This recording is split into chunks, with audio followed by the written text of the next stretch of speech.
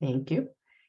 And we have myself, Kamal Di Carvalho, Vice Chair, present, and Meredith Tuick, Chair, present, and Leslie Ann is not here. I'm not sure she'll be coming in today. Nope, she won't be here. Okay. And associate members, Sonia Shah and Jean Fox. I think that's all I have to say to open officially, correct? Okay, excellent. I know we have guests, so we want to make sure to get to them relatively quickly.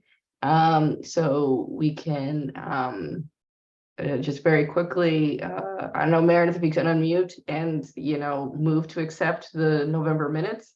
And then we can just vote on it. I make a motion that we accept the November minutes. Second. All those in favor? Aye. Aye. There we go. Approved. And we have is it Bria? Bria, is that how you pronounce your name? Yes. Hi. Hi. And Fabian here today from Love Your Menses. And you may have talked to Meredith before today's meeting. Yes. This is we invited. So Meredith, you're a little in and out. So I'm going to let Fabian and Bria introduce themselves and give us a little bit of background and why they've come to the committee today And see why I invited them. Yeah, there you go. That works. Hi, everyone. My name is Bria Gadsden. I'm the co-founder and executive director of Love Your Menses. I apologize. I do have to step out soon for another meeting, but I didn't want to miss this. And thank you so much, Meredith and Shalaya, for inviting me and Fabian. I'm here with my colleague, Fabian. I'll allow her to introduce herself before we talk a little bit about Love Your Menses. Sure. Hi, my name is Fabian. I am the Boston program coordinator for Love Your Menses. Awesome. So raise your hand or virtual raise your hand if you have a period or have had a period or know someone who's had a period. And all your hands should be raised. Because menstruation is universal and we all either have a personal experience or we know someone who has a period. And so the work that we do at Love Your Menses, which we started in 2019, is really centered around having unapologetic conversations about menstruation, puberty, our bodies, how we grow and develop, how we take care of our reproductive health. And so we started in 2019 in collaboration with my dear mentor and friend who passed away, Irene Goldson. I came to her with the idea of hosting a period party and calling it Love Your Menses. We had it at the Thelma D. Burns building in Roxbury of May 2019, and the rest is history. And so the work that we do is around providing menstrual education to girls, young women, adults, men, anyone, to talk about menstruation, for those who have periods, how to take care of your body, how to understand why you actually get a period. So understanding the physiology of the menstrual cycle and how to manage period symptoms. And then we provide free menstrual products to the community. That's all organic cotton, disposable pads and tampons, as well as reusable products. And we do trainings for adults and caregivers so they are well equipped and informed to support the youth in their life who menstruate. And we're currently in 7 countries worldwide. So we started in Boston and we've expanded to Connecticut, the DMV area, as well as Haiti, Liberia, Gambia, Kenya, Nigeria, and Sao Tome. So as a collective, our team speaks over 7 languages, and most of our team is in Boston, but then we have a great team internationally, and my co-founder is the OBGYN, and she was really intentional about expanding Love Your Menses across the diaspora as a way of connecting girls in Boston and DMV to girls in Nigeria and Liberia, And so I'll allow Fabian to talk more about our work that we do in Boston and why we're here today, which is to make sure that legislation is equitable and we include menstruation in the conversation and support everyone who bleeds. Thank you, Bria. So you kind of summarized a lot of that. So as Bria mentioned that it's, the menstruation is universal. So it's not only the education that we give for just girls, Black and brown, but we also educate from the men as well too. So just fathers and father figures and partners. So like when you have your periods, it's not just one person, it's just being affected around people that's around you as well. So also to uplifting the space that you learn about your bodies, having equitable spaces and the resources to production and health and wellness. So not only we talk about the education, but we also have period products distribution, and everything that we give, it's all organic. The pads and the tampons, and we also do show and tell concerning about different products that's around there. So like now we also start doing period underwear. So that's a lot of the people that, they cannot, and especially some of the places that we went, especially when we went to Kenya. And now we're starting to just seeing that the needs for it, the period underwear is kind of something that some people, they cannot afford every month to just get the pads. And that's become more sustainable for them. So we do also have the postpartum education and the support group, especially after having a baby, you don't have the support on that, the postpartum mothers. So we kind of create that space for mothers. And so we can be able to just nourish that, the health and the support of that. And we had like about 3 sessions, and it's been well taken, talking about the different nutritions and about breastfeeding. So we bring doulas here and then coming about different ways how to support that.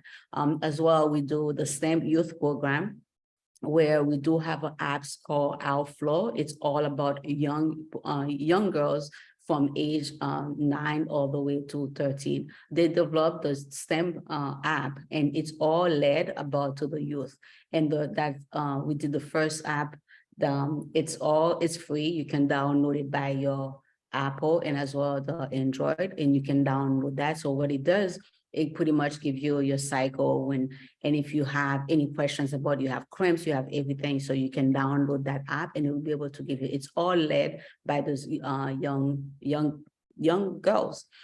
We have the second phase that's going to be coming up next year. We also have the menstrual wellness retreat. Over the summer, we have a first retreat that we took about like 22 it was 11 girls and their parents, mothers or grandmother or some kind of adult figures in their lives. So they came in. We had that was in Cape Cod. So about like 22 of them. So it was well received, and some of them, that's a way of them to bond in and talking about what is having the period. Some of them they say that well, they feel angry, they have so many different emotions. So we have date nights where they kind of express what is that having that period, what is that making them feel.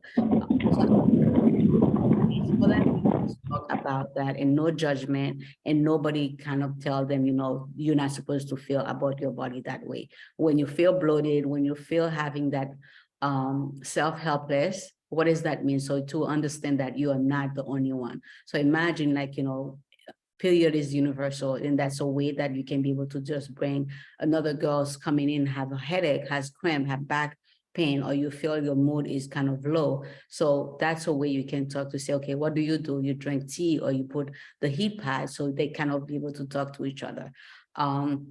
So those are the kind of products, and as well the program we do one. We do have another retreat that we are working on now. So the application is out. If you go to our website, you'll be able to see that next year we're bringing about girls in Boston, in Hartford, Connecticut, as well in the DMV areas, going to Kenya. So that's where the next trip, the retreat will be taking place to Kenya in July, starting the 3rd to the 10th. So that's will be the next phase. We'll be able heading to go into Kenya. So this is kind of a nutshell of the work that we're doing. We do have different partners that we work in Boston, and we do have, we go do workshop in schools, in after school programs, in the library, in churches. So there's not one places that the needs are. And we know that, you know, it's very taboo in a sense, like different places, people are still having kind of a shame of talking about their period. And we also educate the men, because we found that, you know, men having a hard time to just bring, especially the men that are raising, single dad was raising their daughters. And we found that, you know, it's hard for them to just say, okay, they don't know what kind of products to be able to just purchase for their daughters. So we kind of to teach them, you know, the organic versus the non-organic. What is, you know, we know in the African American, in the Caribbeans, they have that kind of a stigma of tampons. They don't use tampons because they feel that, you know, that's what's going to take their virginity. So we kind of educate them about that. So that kind of a nutshell, and then we kind of expose them and explain to them, not expose, but explain to them what other products that's out there. You have the disc, you have the cup, you have so many different things that's out there. So I'll just kind of pause there, and if you guys have any questions, so we'll be able to just take it from there.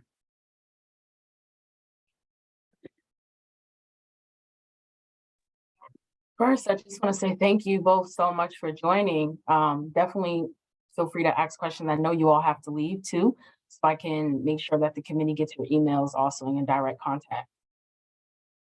I want to thank them too. Okay. I'm really glad that you took the initiative on this as recently as 2019, like the pandemic year. You went out there when there was probably a greater need than ever, particularly among younger girls, feeling a little isolated and not having a sounding board. And there you are, helping them feel normal in a time when nobody did. That's fantastic. Thank you. No, thank you. Yeah, so I wanted to especially bring the ladies here for that, so you guys can hear what they do, ask them questions about what they do, and also for us to kind of see how we can work with them to do the language that we need, that we want to do this year. Well, thanks for that too, Mel. So there's no part of this that goes into things like birth control. This is just about periods, right? That is correct. We don't do anything about birth control. It's just pretty much the anatomy of teaching the girls about their body, because a lot of the girls, you know, we did a workshop a couple of weeks ago. Some of the girls, they didn't know the difference where they pee versus where the pee. Oh, Not. yeah. So they don't know, like those girls I'm talking about 13, 14 years old. They don't know their body. They don't know the anatomy of their body. Because those conversations are not being taken at home. Right. We're teaching them the anatomy of their body, and also hygiene. And it's not just the girls, but also the boys. And there's a lot of chemical it's in the products. So we're trying to teach them the best way of, you know, they all have a phone, but what's best way to just teach them with what the products they need to buy. You know, they can go and then scan the products, and then they'll be able to tell them the grade of how much chemical. And her main thing is like, if you cannot pronounce it, you should not buy it. So that's the best way. Good guideline. Yeah. Yes. Tina has questions. Go ahead. Yeah, thank you very much. First of all, I just love everything that you shared tonight. And just to introduce myself, I'm the Regional Commissions Director for the Massachusetts Commission on the Status of Women. And one of the things, I'm just going to put it out there, not really for a question, but just a possibility, because we have 11 regional commissions across the Commonwealth, and 3 of them have Girls Initiative Youth Advisory Councils. And I'm just wondering about the possibility of partnering with those young girls on this type of work legislation. And so I just wanted to put that out there, because I know, and I'm just going to switch hats really quickly and say that. Tina, let me pause you first. Pause.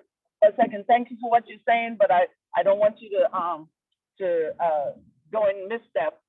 So Okay. Bria has worked with us in previous girls initiative programs that we've launched. She's been part of our workshops. So I want you to, I just want you Okay, to know no, that. that's fine. Good information. Okay, Yes. good information. Good information. Yep. Yes.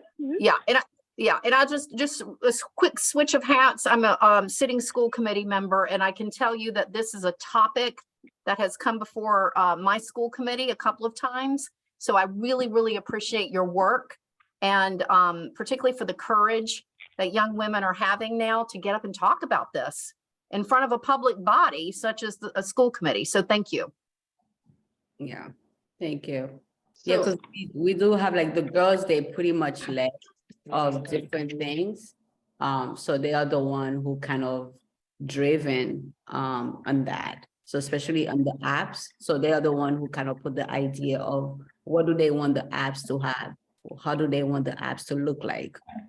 So I would definitely say, you know, take a look at the apps and see, and there's tons of information. So you'll be able to see on the website, you know, they pictures, they doing different things and they testimonial and so on that.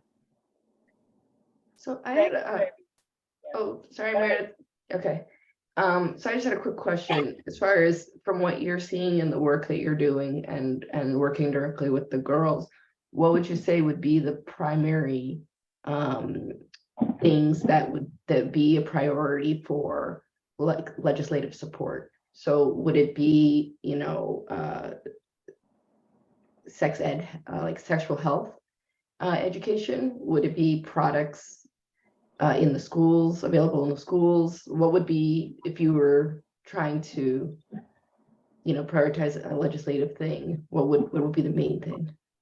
The products, before there was no products in the school. And then we've been working with the city of Boston, and now they have products. The products is not a problem. And I think is the education, is having the people to educate the students to make sure that, you know, they having the right tools and the resources to help them to know what is the pad, like knowing their body and what is the pads, how do they put the right pads on, and also giving them the pad, because imagine, like, you know, they probably have their period on weekends. If they don't have money, it's like the same thing we having the lack of food at home, and we seen some of the we giving some of the kids going to school, going home with some snack and some food. But if we don't give them some products to go home and they have the period on weekends, that's, and we know the data, a lot of the kids, because they don't have pads, they have a lack of going to school. So some of the school, they do have it, and some school, they don't understand, you know, how to process it. And you'll see, they'll be like, oh yeah, we have tons of products, but they don't put it into the kids don't have access to it. Right. Well, I mean, given that, at least at my kid's school, before every school vacation week, they get sent home with 2 COVID tests. You know what I mean? Schools for sure would know how to give a supply of products, you know what I mean, out once a month for people to just have at home instead of just in school. Yeah. Yeah, and the point is well taken. These products are not universally available. Some schools have been more proactive there, but it is a huge contributor to absenteeism, an enormous contributor to absenteeism. And it isn't just products, it's the lack of knowledge, the lack of understanding what's going on with their body. And also, frankly, a lot of times you just don't feel well. So there's all of that. But I think your question is really well placed, Gamal, and maybe that is an approach we take. They'll put a Band-Aid on a skinned knee, but they you know, they'll administer any kind of medication as long as the paperwork's in place. But this isn't an illness. This is a fact. This is a part of life that maybe we need to encourage the state to take a more active role in making sure that everybody has what they need. Yeah. Can I? Sorry, I just have COVID. I'm about to cough in a second. Oh no! Can I just get this question out before I do? Yeah, go ahead. Okay, as far as the comprehensive education, I know the schools there's Massachusetts guidelines for the different things. So is it that there isn't a Massachusetts guideline for sexual health education, or it's just not comprehensive enough? Like it's too generic? Commissioner So that's Cavallo, where we've been supporting the Healthy Youth Act.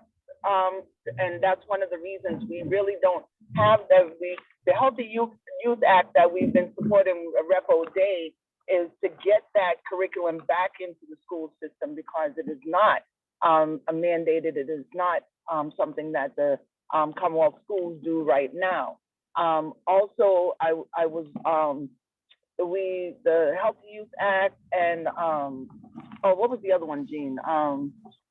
Yeah, I mean, With products, it was, yeah. yeah, there was no. there was another one. there Can were I two. add something And to that? so, yeah, and but hold on, let me ask one question, because I was trying to I am, GML going with it. So the other thing that I wanted Bria and Fabian to talk about, and I'll let them do that after you ask your question, Allison, is to talk about the body awareness stuff that they do, the workshops and the sessions, because I think that's where we need to look at to see, not just, since we already support the Healthy Youth Act and we support the IAM bill, right? We should be looking at how do we advocate, one, for the resources that the young people need at home when they're not in school, right? But also to talk about knowing your body awareness, because a lot of these young sisters don't have someone at home that is willing and able to talk to them about what's going on, right? So so that's the other thing that I really wanted them to speak on a little bit, that those conversations. But go ahead, Allison, with your question. Allison, you're muted. Thank you. I was saying that this is one of my favorite topics because it is so universal.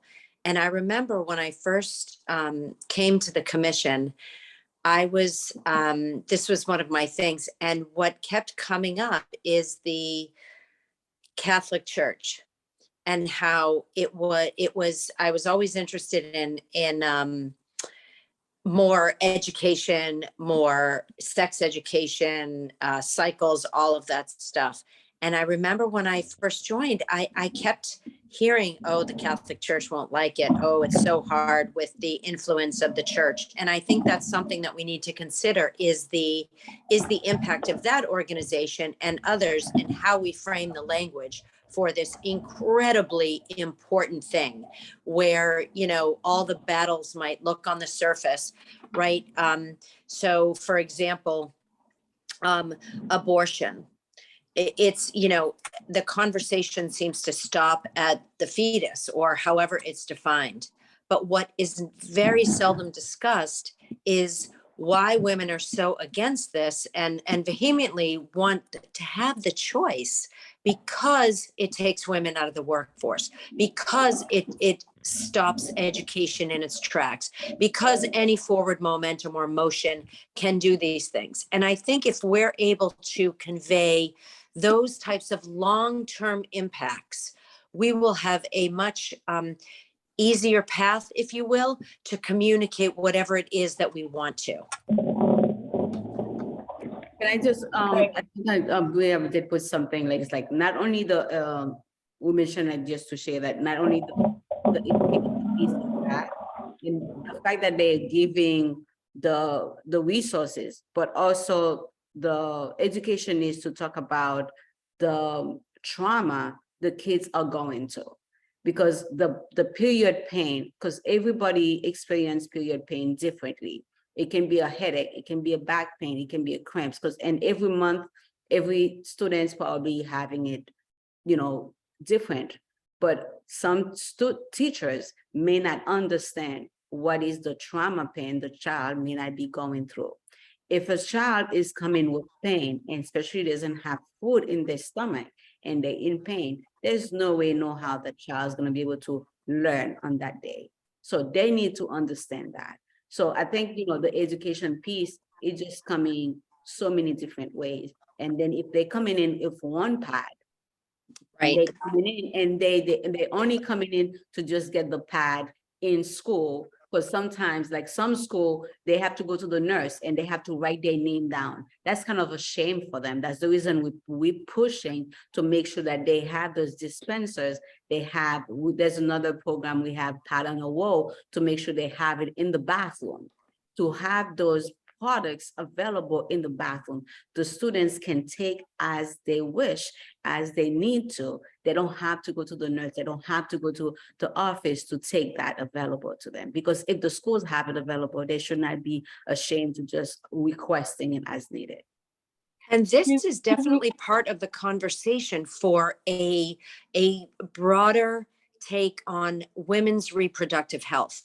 It's not just about a period. It's about healthcare, and it's about healthcare starting at a young age. And that's what the conversation, in that broader sense, it's important to include everything. So there is no shame. There is more education. There is the opportunity to take any stigma off of it, because we are all in the conversation together. Correct. I mean, all the I'm talking about the high schoolers, they come in with fibroid very early. They come in with endometriosis very early. They come in with HS, very early. They come in with so many other things. If it's hereditarians, they come in with those kind of, body infrastructure different ways. So they're dealing with those kind of a trauma. So that kind of period trauma is buried on them. That kind of pain is on them. So we have to find a way to just make it, because they suffer in silence. So we have to find the safe space for them, so to make sure that they're not really going to that pain, and then they have a support system. So, and not being shamed and not being called or just look at it in a different way either.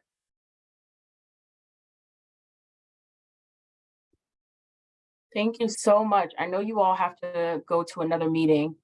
So I want to give you the space to be able to excuse yourselves, but we appreciate you all coming and joining us and continuing the conversation also. Good, thank you. Please feel free, Mary, that if you have any questions, just follow us. We did put her emails in the chat. Feel free to reach out to us, and thank you for having us. So Bria, I'm Thank you sorry, so Fabian, much. Bria, can you guys put together a summary for us to basically what you think we should, what we've just spoke about? We don't have our notes and so on, but what you think we should focus in on to go forward with the conversation about creating a legislative bill. So, and I want to thank you both for coming, and as always, look forward to doing, and we're working on the Girls Initiative again, so we look forward to partnering with you ladies again on that, but it was an honor and a pleasure to hear you guys speak again, as always, right?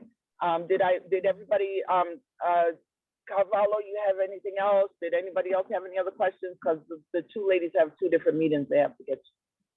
No, not right now, but thank you so much for coming to talk to us.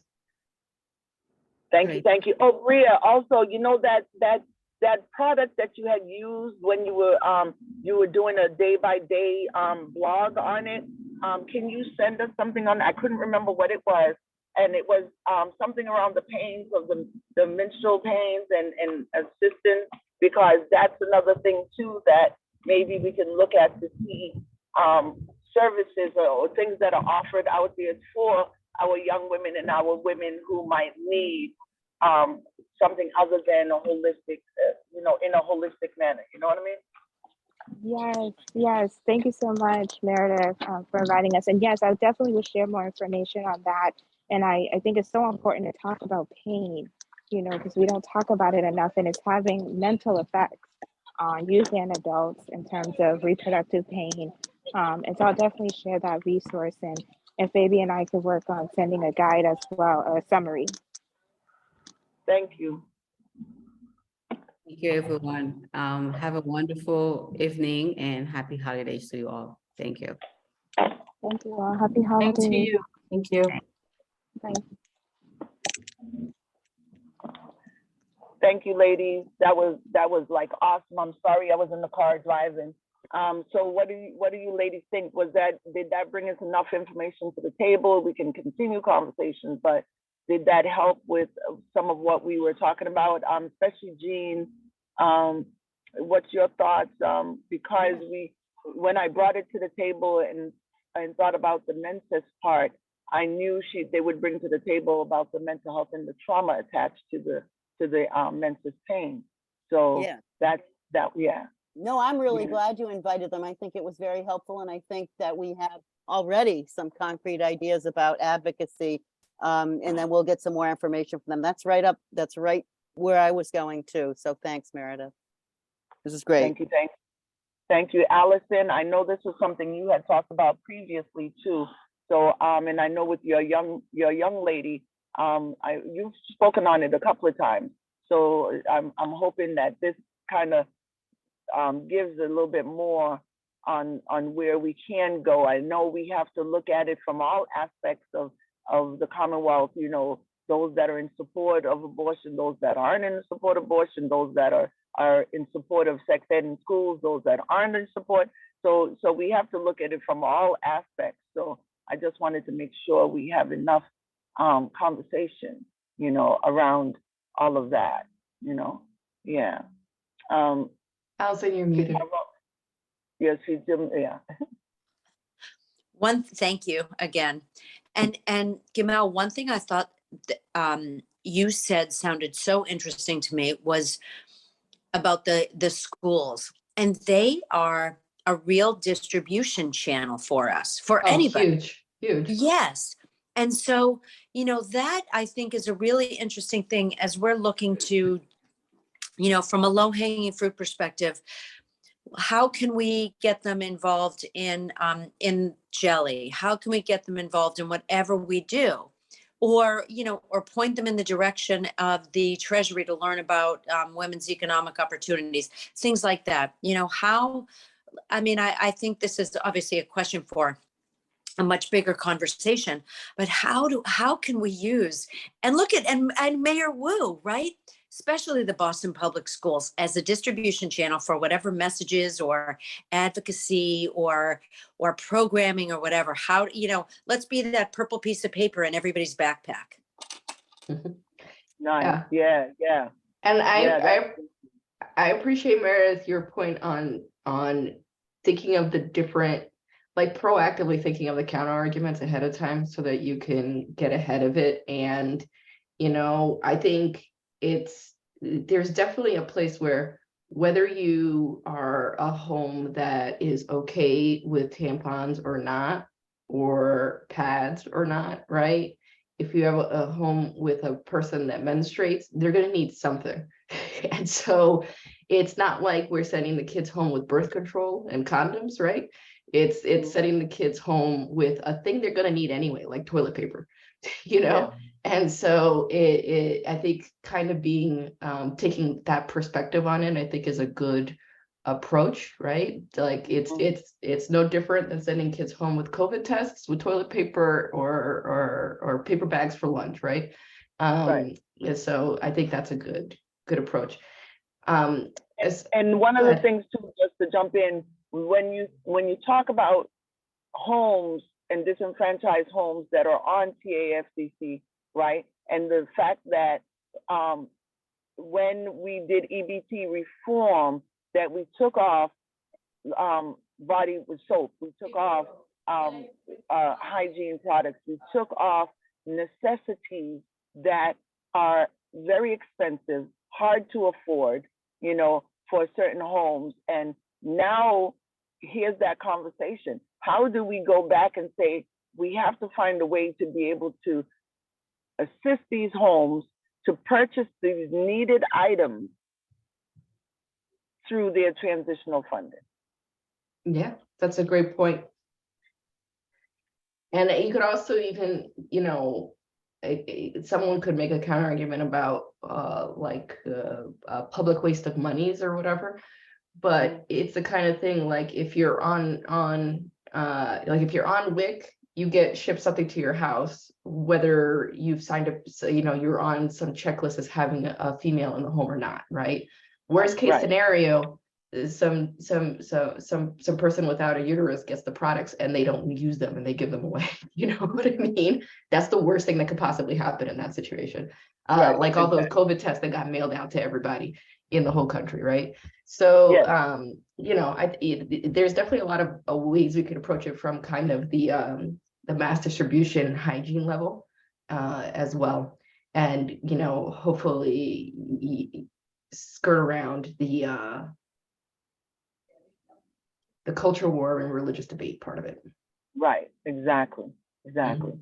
And in whatever we do, also will alleviate the pink tax issue. You know what I mean? Especially for our young sisters that are in need of these products. You know, so, but this is good. This is good conversation. And I'm really excited that this went well. We have one more that we're still trying to work on, and that's the pause, the menopause piece of the cycle of women. You know what I'm saying? So so we're working on that. To Shalay and I are working on trying to get that meeting set up with a specialist or someone in that field, so we can have that dialogue also. Alrighty. Meredith, Yes. I heard this morning that Oprah Winfrey was talking to some CBS doctor about menopause and how she didn't even know it was happening to her. This is a big deal. We need that discussion. Yes, yeah. Because it hits everybody in so different manners, you know. And it And lasts some a long people- time. Yeah. Some people have it twice. Some You know, people never get over it. And you know what? One of the reasons is because the medical field has always been a patriarchy. And Yeah. so none of these conversations were required. Nope. And no one, anytime a woman asked about it, she was shushed or brushed off or et cetera, right? And so Yep. as more women doctors in the flow and all that stuff, but the conversation, this is sort of at the other end of the spectrum. No shame, who's talking about it, all of these things. It's probably the same things, like what's happening to my body and why am I miserable, whether you're a teenager or, you know, heading towards retirement or whenever it is. Yeah. No, Yeah. it never happened. The conversation never happened. And Exactly. and that I'm was sorry, Oprah. I don't mean to laugh. It's Shanks here and D. Carvalho putting in the chat, what, twice? Yes, it can happen twice. It's mind blown emoji over here. I was 8 years old when I learned this fact. Sorry. Sorry. Listen, No. I thought, yeah, so those are conversations. So we're trying to get a specialist to come and talk with us, one of the women's center. I reached out to Brigham and Women and one other. So I hope we'll be able to get that conversation, I hope by January, so we can start doing what we need to do to What we need get to do. our stuff filed by January, by the end of January. So Perfect. 'cause we want to get an early filing, you know, we don't want to be a late file, right? So Thank you. yeah, no worries. Thank you on that. D. Carvalho, I'm putting it back because I can't see the agenda. What's the Yeah, next no one? worries. But Sonia has her hand up, and the next thing on the agenda is the budget asks. But so just so that you know, Okay. Sonia. I was just wondering, there's been any talk about trying to move SNAP or any state dollars to allow for payment of hygiene products?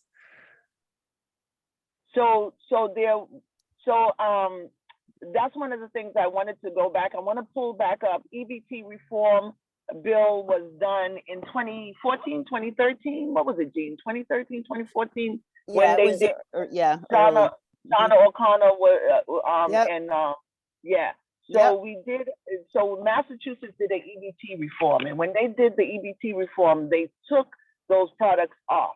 So that's why I think it's important for us to look at that language to try to see how we can put language into however our bill is created and how it's written, to ask for support to put that back, those necessities back into the ability to be purchased if you have EBT, welfare care, TAFDC, however you want to term it, right? So that's another thing too that we need to look at and see where it's going with that. Yeah, because that now is almost 10 years old. It's Yeah. time to revisit. Yes. Especially now at this time when we're talking about, because back then it was still a little not a topic people wanted to talk about, but now everybody's talking about menopause, everybody's talking about menstruating, everybody's talking about fibroids and and reproductive health, not abortion, but reproductive health.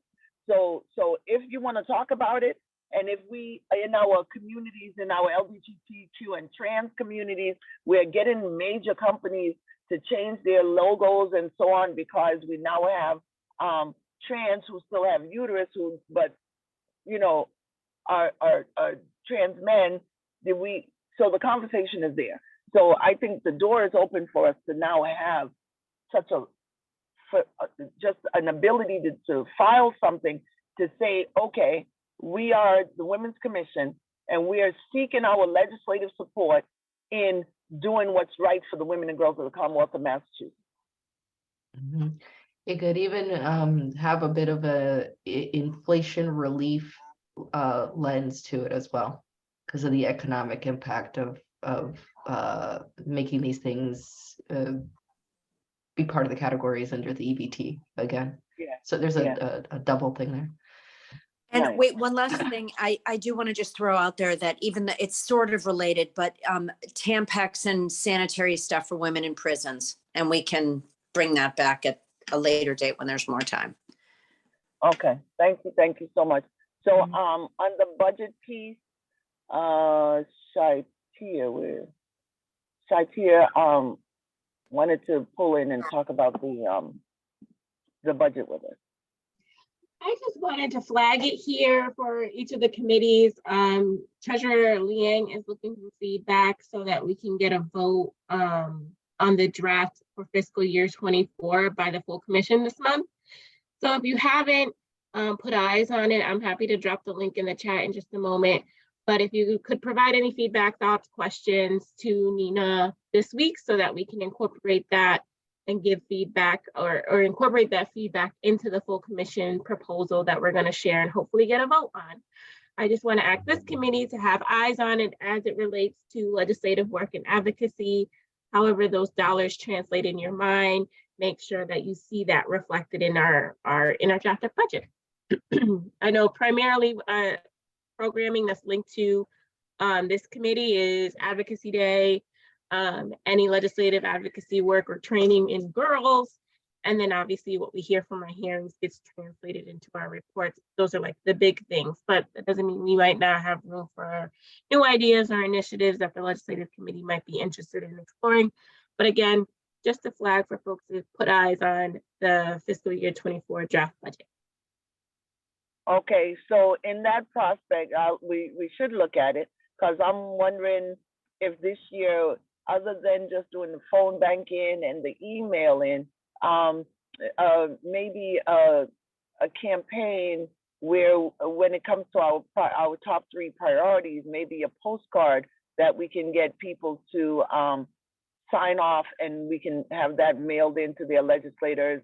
So we would need printing, so a small, percentage of dollars somewhere. But all right, so you want us to look at it, give feedback, and that'll work.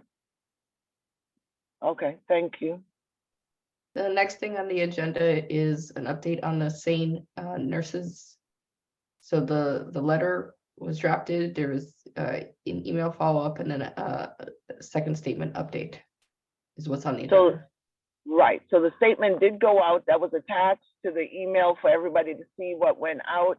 And I know we are working on a date that we get to go and tour and be able to follow up on that comment that we had asked them to do.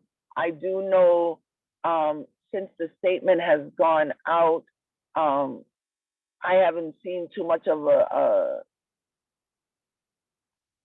comments on any of the comments on social media, but I know that it would be nice if we can, and if Tina can do that, have a follow-up conversation with Cape and the Island to see if they've had any comments directed towards them about the statement.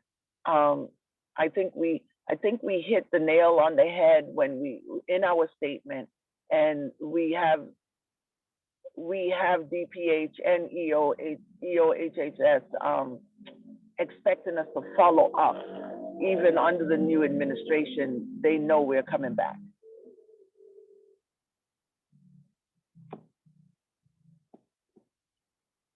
So that was the same. Did we? I'm sorry, Shalaya. Did we put DVS on the agenda also? Did you put, say that one more time? Sorry, I missed it. The DVS conversation with DVS around the women's veteran stuff. I know you had a sick day that day, and Shaitia attended the meeting with me. But I don't remember if we put it on the agenda. But It's not on the agenda, but go ahead. Yeah, I think you can. Yeah, I was waiting for someone to send me exactly what it was since I missed it. So yeah. Right. So we did have the meeting with the Women's Veterans Network, Susan McDonough, and the Chief of Staff, Brooke Lee, Lord Jesus, Leah Brooks, for who is the Chief of Staff for Secretary Poppy, and we did talk about the auditor's report. And as we know, when an audit is done, it's done through a certain span of time, and the span of time that they were being looked at was just up until 2018, 2019. So it was 2017, 2018, 2019 they were looking at, and Susan came on in 2019, just as the end of the year, beginning of 2020. So everything that she's done and they've tried, and Brooke also came on in 2020. So everything that they've been working on and trying to do came after the audit.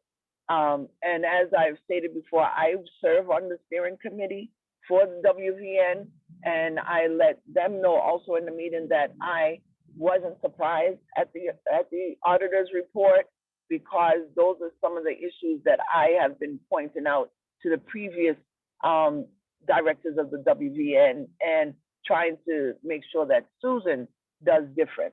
So we had a conversation. We talked about this not being criticism, but this was a way for us to be able to offer our support as partners working with WVN, to reach out in the Commonwealth to find female veterans when we do our events, and also for their support of the MCSW when we do things. But also we brought to the table conversation around strategic planning and policy and procedure, which is something that's not written down for WVN. And so we offered that suggestion also. I started drafting a statement, and I'll get that out to the draft to Shalaya I hope by Friday, so Shalaya and Shaitia can do what they have to do and send it out to the rest of the committee, so we can put our heads together and do a decent statement. And also in the statement, kind of seal in our conversation around partnering and collaborating with the Women's Veterans Network. All right, what else was after the budget? After saying, I'm sorry. It's just the updates on the bills. So, I mean, other than, so comments start, next meeting is in January. Campaign finance for children meeting to convene has not been set as of yet. Driving families forward, we won was the a election. win. Yes, that's a Yes. win. The Healthy Youth Act, go ahead. Hold on a second. So under Driving Families Forward, Shaitia and I, DeCarvalho, we're gonna do a little bit more research, because the question around referendums came up again. If we can support or can't support a referendum, what do we do if we're already on the coalition, when the coalition goes to referendum status? And so that's something we have to find out, to make sure that we are not in any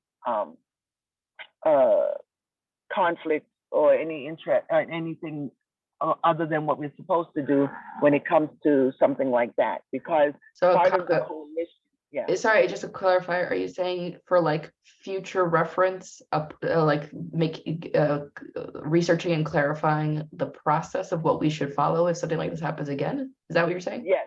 Okay. Yes, how we go forward with it, because being an active part of the coalition, attending all the meetings, being part of the conversation when it was a bill, and then after it passed through the when it passed, and then it ended up having to be a referendum, we were still part of the coalition, right?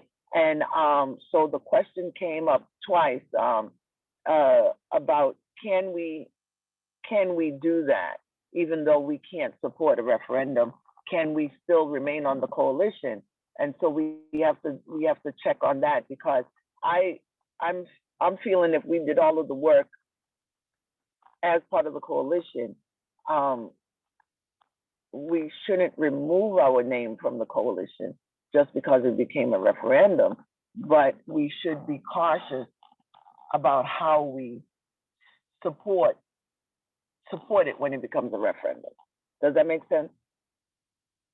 I mean, I guess I'm not understanding, maybe because of the type of body that we are, is why there is a potential conflict of interest, like maybe like how a nonprofit can't endorse a particular candidate. And we can't endorse referendum. Oh, okay, I understand. Yeah, and Shalaya, that's a good point with the Healthy Youth Act. It's definitely it's something that the same group of people would very likely create a referendum to undo the second it passes anyway. So yeah, okay. I don't have an answer. I was just understanding further what you were saying, Meredith. Okay, all right, thank you. I think that was, go ahead. Oh, sorry, just the last one was parity on board, and that also says next meeting in January. I mean, I know this is what happens when the world of December comes and everyone slowly stops working. So just so I understand everything moving to January. I guess my thing is I just want to second what Meredith said as far as getting all the ducks in a row so that we could come out guns blazing January 2nd. You know what I mean? In particular, I've appreciated being on this committee, seeing the immediate and urgent action that we took regarding the SANE nurses issue, and how concrete the ask was for that from that group. And so, I think it'd be nice to have real clarity on the next steps for the like the Healthy Youth Act, IM bill, like that combination of things. That'd be helpful if to have a roadmap for. Okay. So what we can do is I could work with you and Shalaya, and we can put a timeline process together, because the first week of January is when they do swearing in and everybody gets sworn into their seats and positions.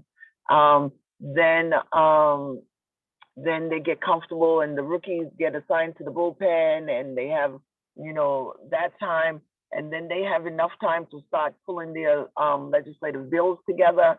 So the bills that we already know, we can already put to the side and say we supported them before, we'll definitely support them again.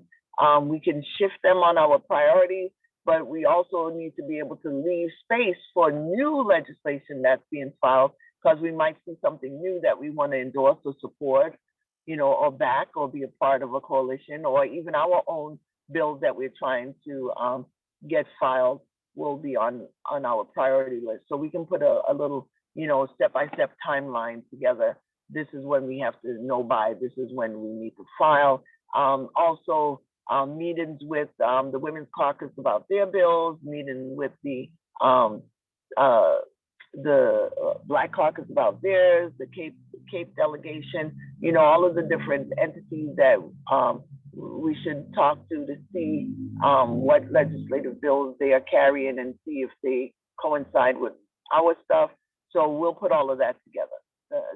Would that be a good thing that the committee would like to have, or no? Yes, Yeah. Meredith, yes. And also like a timeline for when we can have some of these meetings so that we can move ahead with prioritization. Yeah, okay, all right. And I'll go ahead and start working with them on that. And and thank you for returning back, you know, on your travels away. And you and D Carvalho ran away and left me, Yeah, we did. you know, but you're forgiven. Thank And you. so I think I will start working on that stuff. You know, it's Toys for Tots, it's that season, you know, as you can see with my You're doing the antennas. toys already. You're doing the toys, Meredith. Good for you. Yep. Okay, so, I mean, it's 6:32, so I recognize the time. The last thing was, other business early childhood agenda and a meeting recap with the Planned Parenthood, but we kind of did the meeting recap with the Planned Parenthood already. So anything on the early childhood agenda? Not as of right now, commissioners. The one thing that I did want to point out though was the legislative event. So there's going to be a menstrual equity summit. We'll be sending out like a official invite for folks who can join, but Sasha from Mass Now is kind of leading that work. So the meeting notes and the work planner are there, are linked right there for your review. Thank you. Any idea when that summit's going to be, Shalaya? Yes, so it's on a Saturday, January 28th from 10 Okay. a.m. to 2 p.m. Is it in 120. person? It is in person. I missed the first meeting because we were at the conference last week during the meeting. So they're gonna have another meeting, hopefully not this coming week. I think it's the week of the 19th. Okay. I'll have more. Mhm. Okay, great. So then that's it. Anybody have anything else? No, get well Okay. soon. I might have some good news for you next week, D Carvalho. All right. I look forward to it. And Jean. All right. It'll be my COVID get well elixir. That's what it'll be. Yeah. It's So, yeah. better than Tylenol. All right. So then, Yes, can I get a yes. motion to adjourn? Motion to adjourn. Second, all in favor? All right. Bye. Yay, yay, yay. All right. Thank you, All right, everybody. thank you, everyone. Have a good one.